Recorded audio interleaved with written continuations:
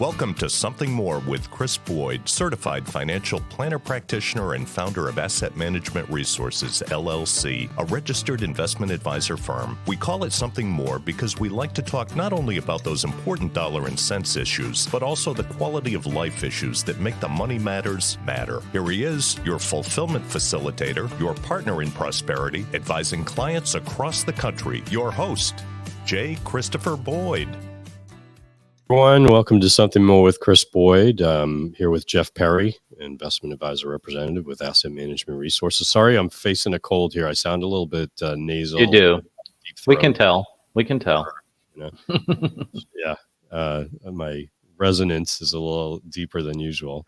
But anyway, we're getting there. We're going to talk about some changing dynamics in Washington, D.C. and how that's been a source of anxiety for investors as well. But just before we do that, Jeff, I thought I'd chit chat a little bit. I just came back from a trip. Thanks for covering for me while I was away. Oh, my pleasure. We had a lot of fun. I don't think we screwed it up too bad either. You did great.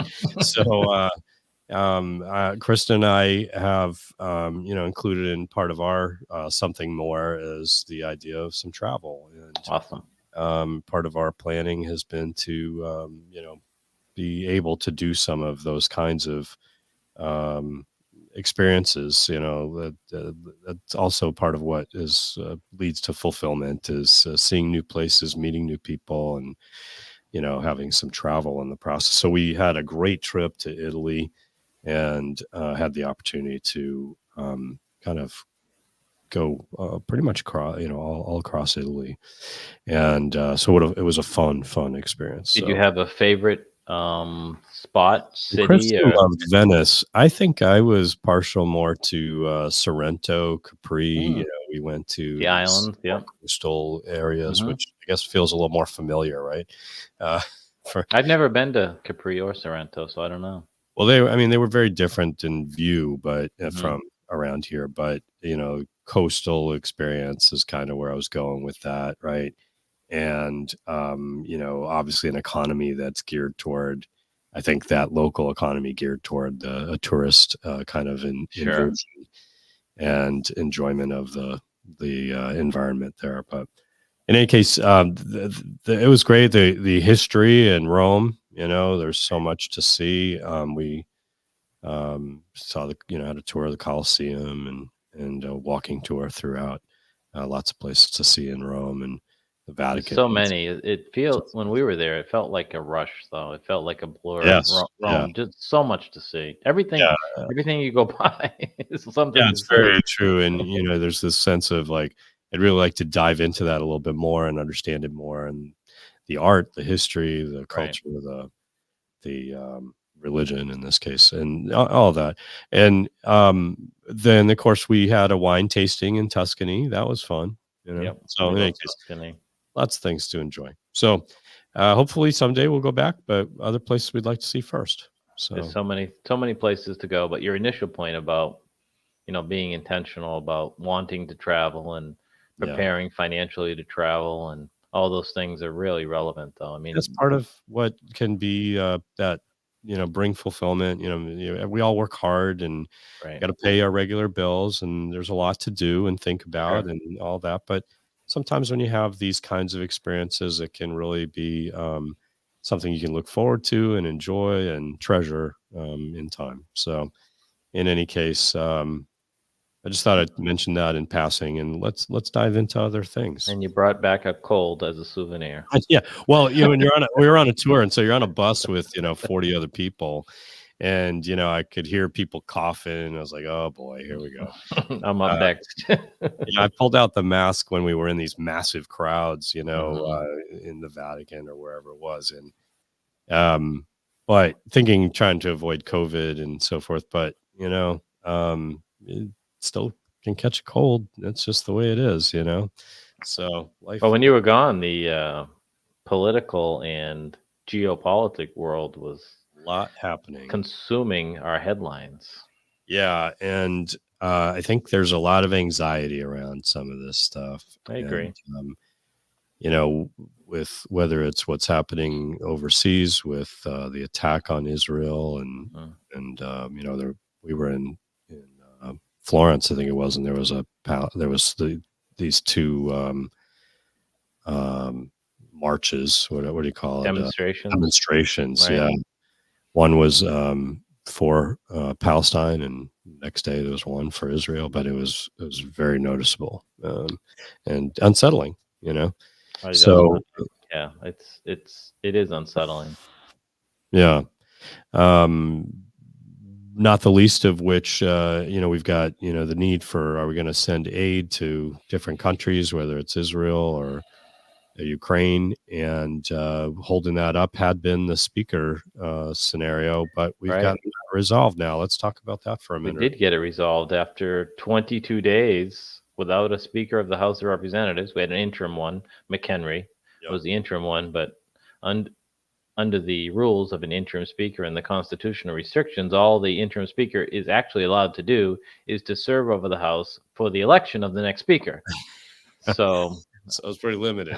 Yeah, you can call him interim, but he's basically just there to do one thing. And the Republicans were very conflicted. So they tried 4 people, and so they finally ended up with a unanimous vote this past week on a name that I would guess if you asked 100 people on a street who is Mike Johnson, none of them would know he's even in Congress. But maybe local people to his district or something. Well, Louisiana, yep. So it's a little history here. Mike Johnson is the first speaker from the great state of Louisiana. All right. Yep, he's only in his 4th term, which is relatively new for Congress. He's not 80 years old. Yeah, that's a good point. He's viewed as a conservative. Personally, he's a husband. He has 4 children. He's an attorney. He promotes himself as a constitutional lawyer, and he's been on some great committees. He's been on armed services, judiciary, which are very powerful committees, but he wasn't chairman of those. He was vice chairman. And he was somewhat in leadership. He was the vice chairman of the House Republican Conference, which is the caucus. So he did have a leadership position, although it was not a primary leader, a backup leader. He's thought of as a conservative. Some of the, I guess, political issues that you might say make him a conservative is he did not vote to certify the last election. So, I disagree with him on that, but that's one of his conservative credentials, to get some of those hard right votes. I think that was one of the real worries that I heard, in the aftermath of his, where does he fall on this political spectrum, On the other end, so you could say he's just you could be concerned he's just a kind of a obstructionist type conservative. But on the other end, he did vote for the debt ceiling the last time it came up. So he's thought of as a conservative, but he's never had a leadership position. So we're going to see. And the same rules of the House of Representatives that got McCarthy ousted, meaning the ability to call for the removal of a speaker, they're in the House rules. And that didn't change with McCarthy leaving. The House rules are the House rules until the House rules are changed. Oh, interesting. So no matter who the next speaker was, the House rules would remain. And I doubt that the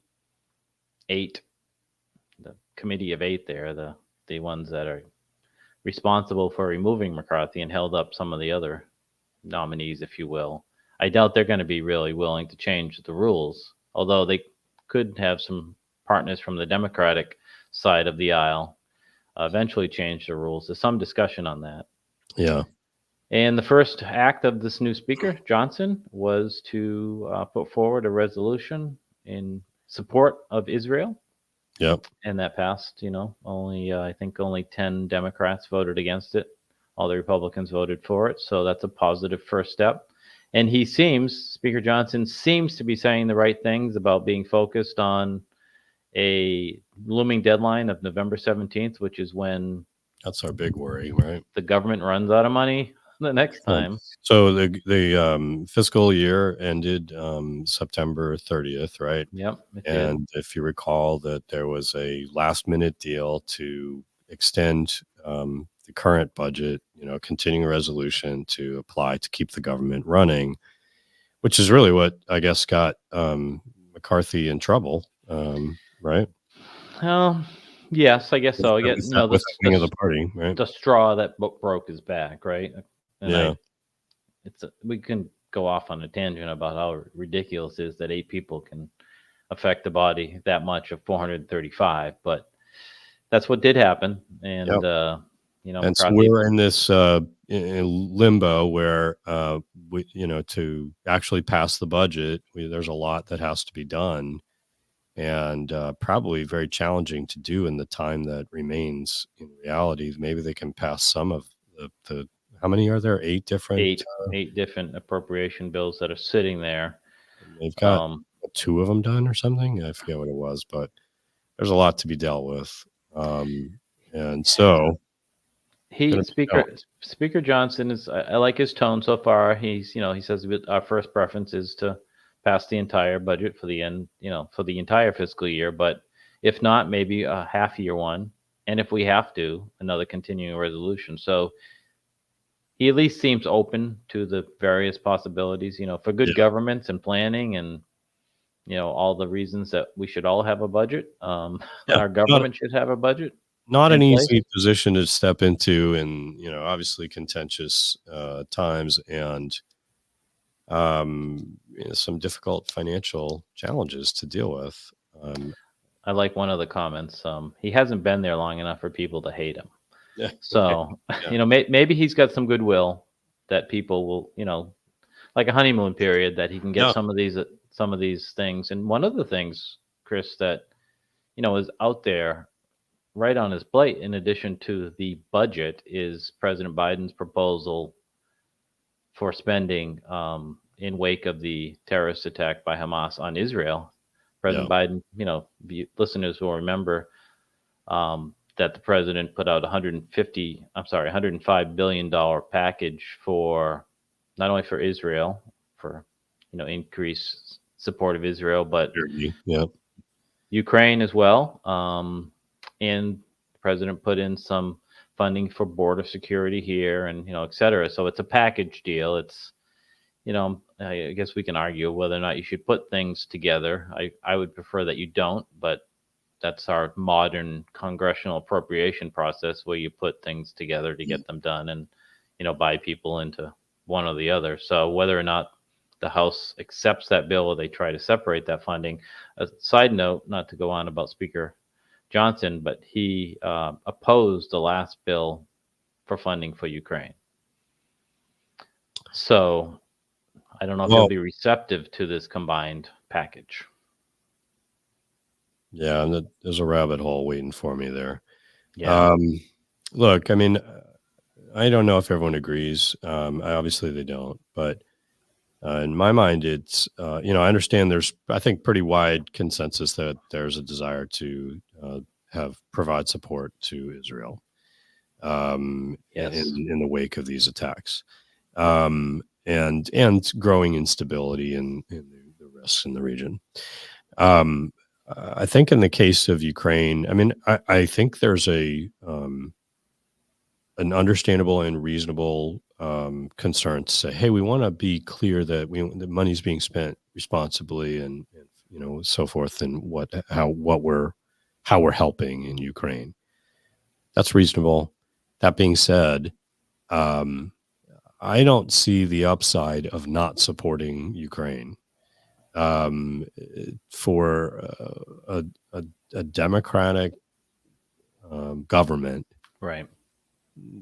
Okay, granted, like others, I'm sure there's issues and is it always without corruption or anything like that? I don't know, but are we without corruption? I don't think so. Fair enough. So ultimately, if Ukraine does not succeed and Russia is successful, the question becomes how long before Russia then says, okay, these Baltic states, or pick where it's going to be, another most of which are NATO.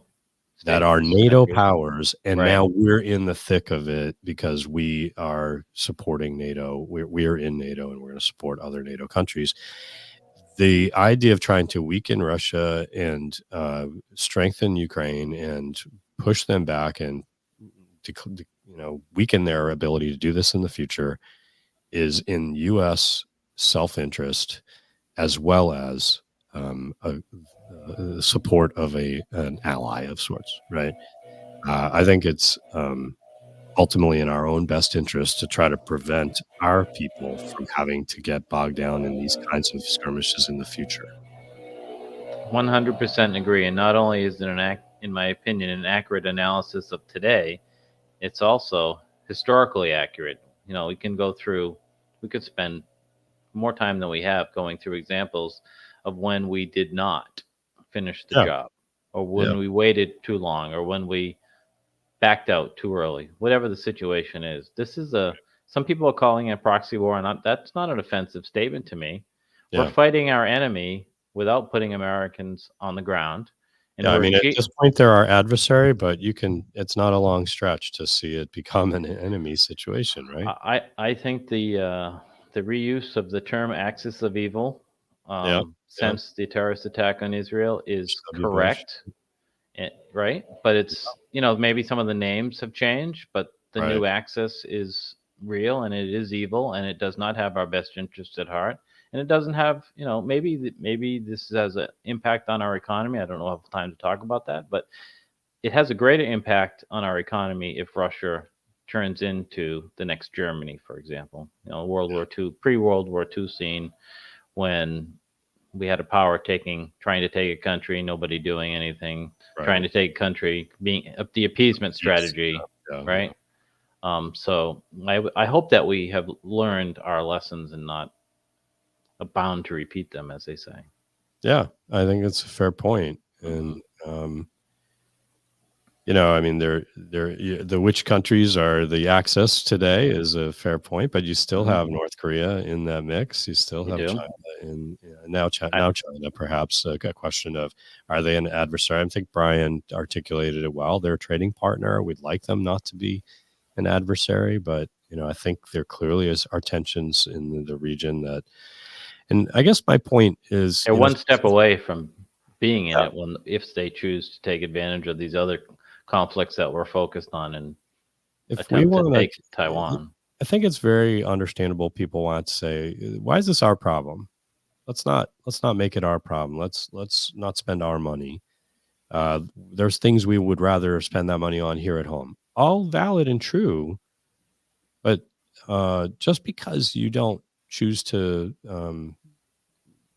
fill a space, and want to be present, what's going to be the alternative? Who's going to step into that space? Um, I just think that nature abhors a vacuum, right? Right. Just Yep. because we don't try to be a presence in the world doesn't mean others won't, and they may not have the same values and priorities that we have. It may not be about free trade and freedom of expression and voting rights and so forth. You know what I mean? So you may be looking at very different kind of world powers, and I think it's dangerous to say, well, let's just worry about ourselves. That's not the way the world is. It isn't. And I'm not saying we should be in Africa, but you can just look at Africa China and is. Yeah. I know that's where I'm going. You can Yeah. look at the influences of Russia Yeah.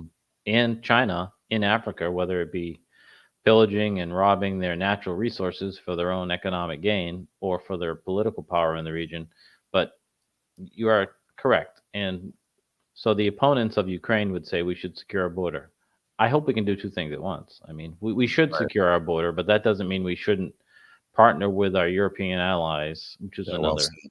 Well said. Partner with our European allies and help the good people of Ukraine remain free and democratic, and weaken a Axis member, Russia, and their But that military capability in the future. that brings us, to with a little bit of time, the idea that here we are, another fiscal year completed, and we've outspent our resources And so we do keep running into this challenge where we keep growing our our deficits from one year to the next. No doubt. Maybe not growing them every year, but they're still extreme, right? Far Well, we're growing greater. them in recent years for sure. Yeah, in recent years. And then our debt keeps what is it, $33 trillion, give or take? As of the recording, is 33,672,000,000,000. Yep. Yeah. Which So, is $100,000 per citizen. ouch, right? So So we've got to get that under control at some point. We got to start reining that in. Maybe that's a topic for another conversation. What do you think, Jeff? With well, 4 that minutes, yeah, I this. don't think 4 minutes we can get into the deficit, meaning the current budget deficit, Social Security, Medicare, those things needing to be dealt with sooner or later. It's a can that we keep kicking down the road. But I think all of these subjects have the opportunity for work by this new speaker. Maybe he'll look at some of these things as well. But they're all parts of the argument, and they all have a valid place for it. For any of these countries that we're helping, you can make the solid argument of why we need to do it from a military standpoint, or from a humanitarian standpoint. But you also have to say, what's the effect on our financial future? So they're legitimate debates, and the country's very divided, certainly. Yeah, I do think this is a continuing concern for people that, and we do start to see some interest in, fiscal restraint, which, used to be a staple of conservative thinking. And it seems as though this is reemerging as something that people are paying attention to again after for a long time not really. And maybe that's something that is really going to be important over time because of the extent to which we have accumulated debt. Naturally, the goal is to grow our way out of that debt to some extent. But I think it is continues to be a worry to investors. We hear this very often. This is one of the things that in our recent webinar at AMR for our clientele, Brian Regan tried to give some attention to briefly, but because this is an ongoing question that clients ask and have anxiety about. Where's the tipping point? How does this end up being? When is it too much? And with interest rates rising, there's an increased cost to just the debt service. Even Larry Summer, who isn't known as a fiscal hawk, if you will, right, said that these debts and deficits, especially with the rising interest rates, meaning government's paying more for the people who buy their bonds, is not sustainable. So there's names on both sides of the aisle that are ringing the alarm bell. Yeah. And we don't want to be in a position where we face, austerity problems, and that can be economically drastic and problematic, or make cuts from some things that are very important to us. Yeah. So I think the key is ultimately we got to be deliberate, be intentional, start paying attention. Maybe I mean the challenge is with any of these kind of things, either the government has to make more or spend less, and it's probably going to be some or both. Yeah, exactly. Right. Yeah. Yep. Exactly. But the reality is, whether it's for Social Security or somewhere else, we're going to be having more taxes, I think, on these things, and not an easy solve. We'll talk about it more, I'm sure. Let's take a break. Thanks for being with us for this segment of Something More with Chris Boyd. Until next time, keep striving for something more. Thank you for listening to Something More with Chris Boyd. Call us for help, whether it's financial planning, portfolio management, insurance concerns, or those quality of life issues that make the money matters matter. Whatever's on your mind, visit us at amrfinancial.com or call us toll free at 866-771-8901 or send us your questions to radio@amrfinancial.com.